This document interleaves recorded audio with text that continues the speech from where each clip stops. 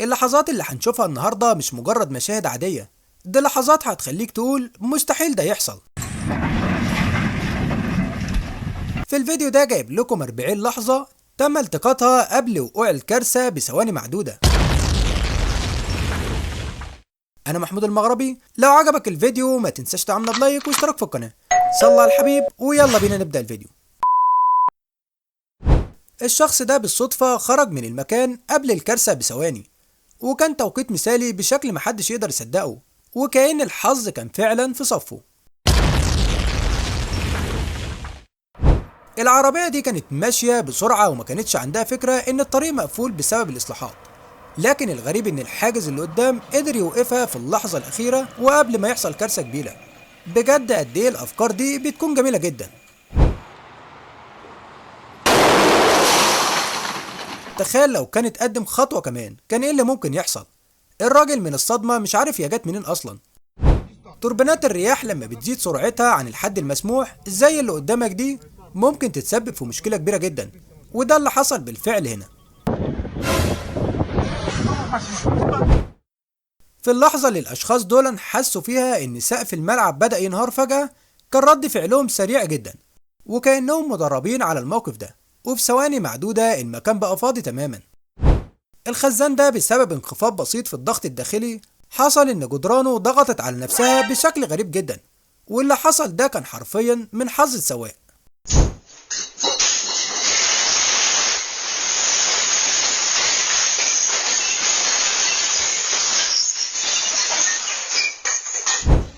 أكيد في كل مكان لازم تقابل ناس عندهم أفكار غريبة زي الاتنين دول اللي قرروا يبتكروا فكرة ممكن توديهم في داهية بسهولة، وده اللي حصل فعلا. القطة دي واضح إن الكلام اللي الشخص ده بيقوله ما كانش داخل دماغها خالص. شوفوا هنا رد فعلها.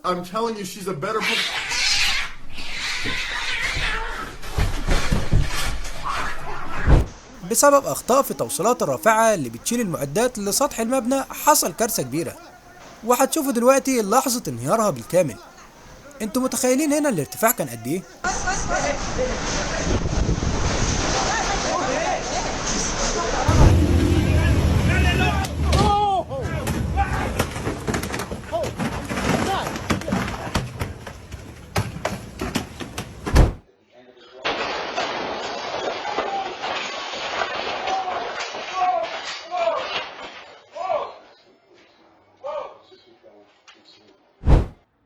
الولد الصغير ده المفروض ان ابوه بيعلمه ازاي يسوق الآلة دي، بس شكله كده هيندم على القرار ده حالا. شوفوا هنا اللي حصل. Aí, moleque, tá subindo aí, o fork tá bem, tá subindo aí, tá bem. Isso, vai na manha, devagarzinho. Não, porra, pera aí, não, não, pra direita, caralho. Não, filha da puta!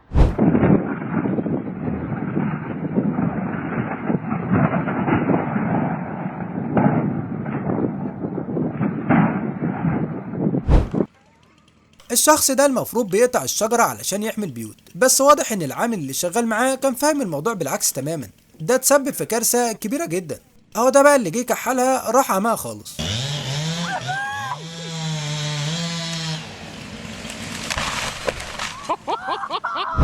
الموقف ده هيخليك تفكر مرتين قبل ما تاكل بره البيت تاني.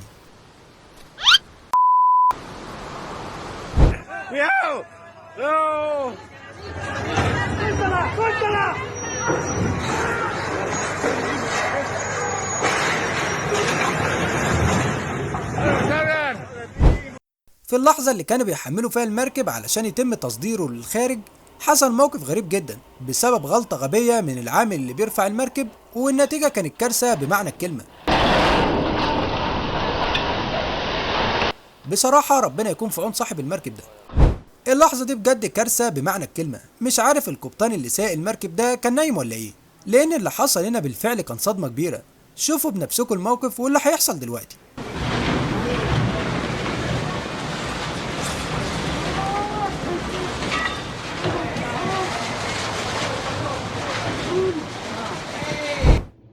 الموقف ده غريب جدا بصراحة من الاتنين دول. ده لو كانوا خدوا خطوة واحدة بس قدام كان الموقف هيبقى مختلف تماما. الشخص ده فتح الباب علشان خاطر يدخل العربية داخل المعرض، لكن من حظه السيء البنت دي جت وقفلت الباب من غير ما تعرف حاجة، وساعتها تسببت في كارثة كبيرة جدا.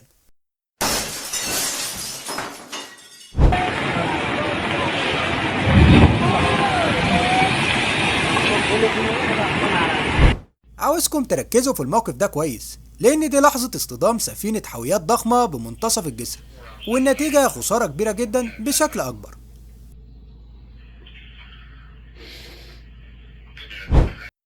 عربية المرور دي كانت واقفة في المكان الصح تماما علشان تتابع حركة المرور، لكن الحظ هنا كان ليه رأي تاني، لأن اللي حصل للناس اللي جوه العربية دي يثبت إن فعلا الحظ دايما عارف صاحبه.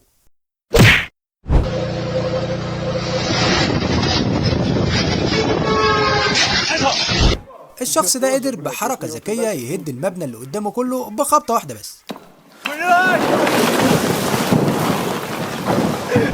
في اللحظة دي هتحس إن العمال دول بيقوموا بتحميل الحاوية على المركبة بطريقة احترافية جدا، لكن اللي حصل بعد كده كان كارثة كبيرة.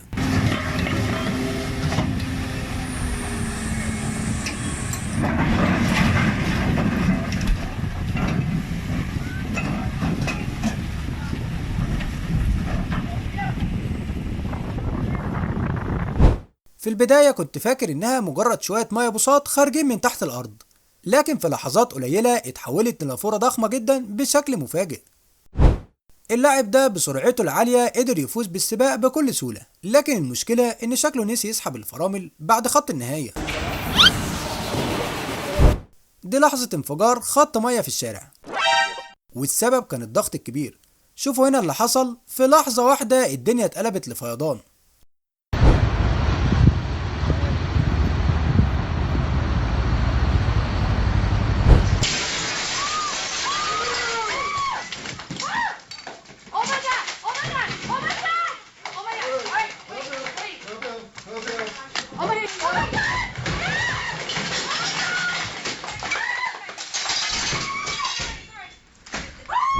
الناس دي بالفعل عندها الحق انها تجري بالسرعة دي، خصوصا مع الكارثة اللي هتحصل دلوقتي.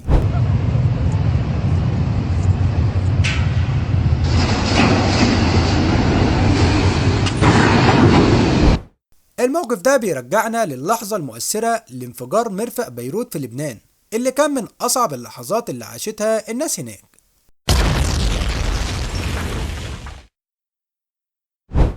الراجل ده كان بيحاول يصلح هيكل الخيمة، لكن الرياح لعبت دورها وخدته معاها. ايه ده رجع تاني، حمد لله على السلامة يا كبير. تقدر تتخيل ان الهياكل الفولاذية اللي دايما معروفة بقوتها في اللحظة دي بتحس انها مجرد كرتون قدام اللي بيحصل.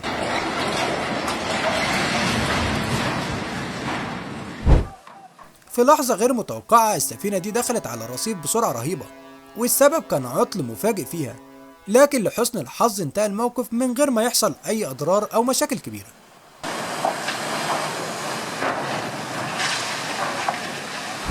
بسبب عطل مفاجئ في الرافعة الضخمة دي حصلت كارثة بكل معنى الكلمة. أطنان من الخرسانة انهارت في لحظة واحدة، والمشهد كان مذهل لدرجة كبيرة. وللأسف وصلنا لنهاية الفيديو، لكن الأوقات اللي دايما بقضيها معاكم بتكون من أحلى وأجمل الأوقات، وساعتها بكون فرحان جدا. ويا ريت ما تنساش تعمل لايك وتشترك في القناة وتشوف باقي الفيديوهات على القناة. أشوفكم بخير، سلام عليكم.